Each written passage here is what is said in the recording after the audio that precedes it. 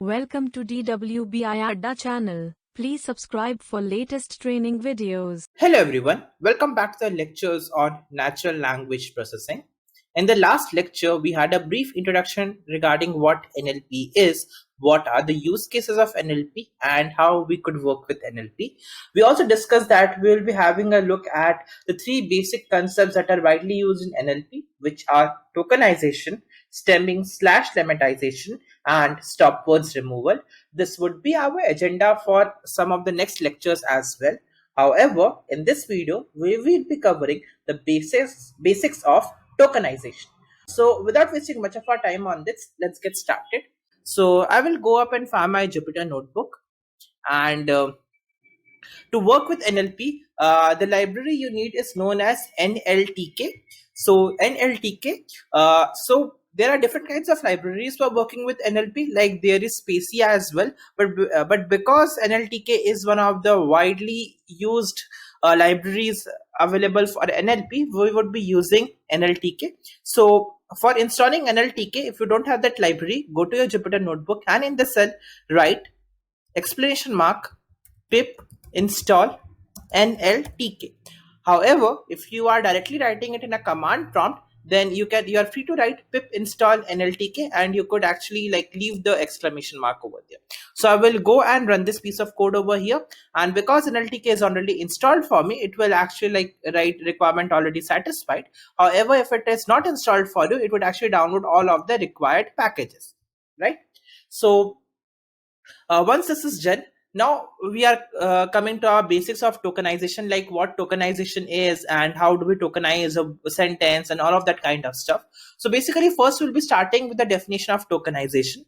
So tokenization basically means like breaking the large elements into smaller ones. Like here, large element actually refers to a sentence or maybe a group of words, and breaking them into smaller elements. Smaller elements basically means words. So suppose you have a sentence like, let's say India is going to play Australia in test series. So like this is a sentence you have. So I will be breaking this larger sentence into smaller tokens, and all of these tokens would be words. Like India would be one word, will would be one word, be would be one word, playing would be one word, Australia would be one word, and so on and so forth. So these are basically known as tokens.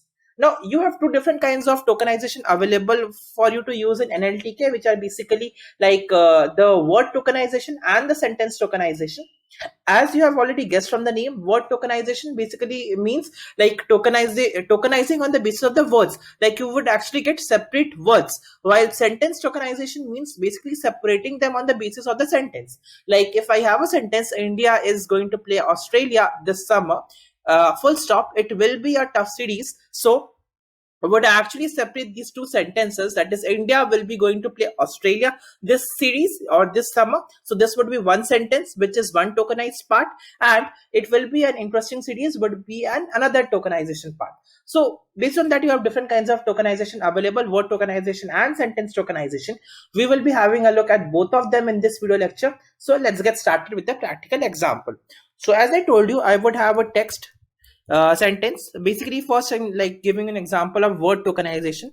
So I will write India will play Australia play against Australia, basically against Australia this summer,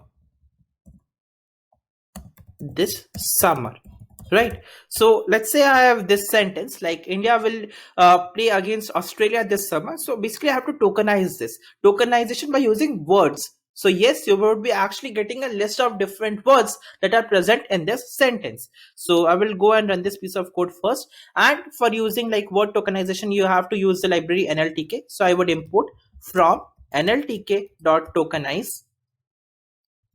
Let us press tab and wait for it. Yeah, import word tokenize,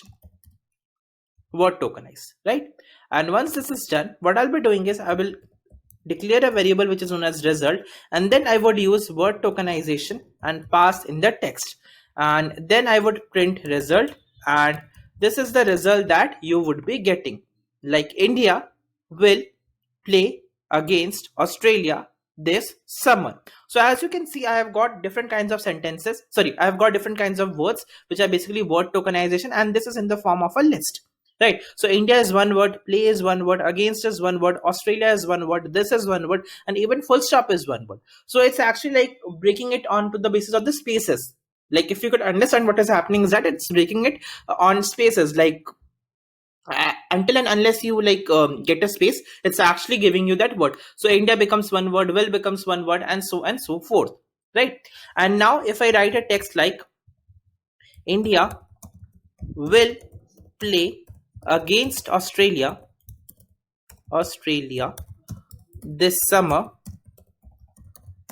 it will be an exciting series, right? Once I do this and I run this piece of code, and now let's say I want to word tokenize this thing. So again, in word tokenization, you would actually get like all of these would be separate words. Like this would be one separate word, this would be one separate word, and similarly this and this would be one separate word as well, right? So basically I wanted to explain sentence tokenization to you, like using this sentence, but first we'll be starting with word tokenization. So let us directly print word underscore tokenize followed by text, right?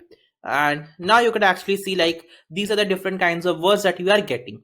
India will play against Australia this, like all of these are different kinds of words. So we are basically using a word tokenization here, right? And now let us use a sentence tokenization. To again use sentence tokenization, we have to basically use like the NLTK toolkit. So from NLTK.tokenize import send tokenization or send tokenize, and then let us print something like send underscore tokenize, and it would be text. So sentence underscore tokenize would actually like break this sentence on the basis of the full stops, right? So let us print this so that you could actually get the answer. So as you can see, like this has become like one of my sentence, and this has become another of my sentence.